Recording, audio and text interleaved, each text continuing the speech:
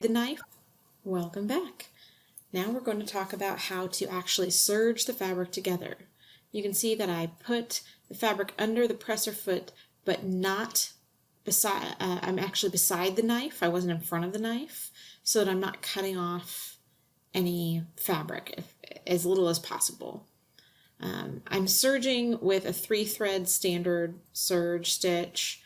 And you can see here I've got a little bit of excess terry cloth, so I'm actually trimming that off as I serge.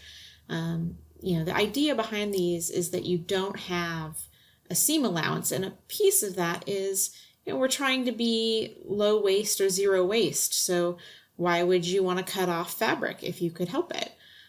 So I do try to cut them as close to the right size and the same size as possible, and only trim where I absolutely need to so that I can get the maximum amount out of my fabric.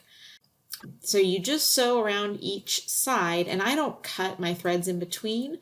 I just leave a little bit of a tail and come around and start the next side until I've finished all 4 sides. And you'll see I'm finishing up here, the last side. And then I will take my snips and trim the threads right up to the corner. These wash up pretty well even without doing anything special to tuck your threads or glue them. So I just snipped mine, and I've had my first set for about a year. I wash them regularly, and I've never had any problems with that. So you can see it makes a nice serged edge, and you don't see any of the terry on the front, and you don't see any of the cotton on the back. Just do that for each of your cloths.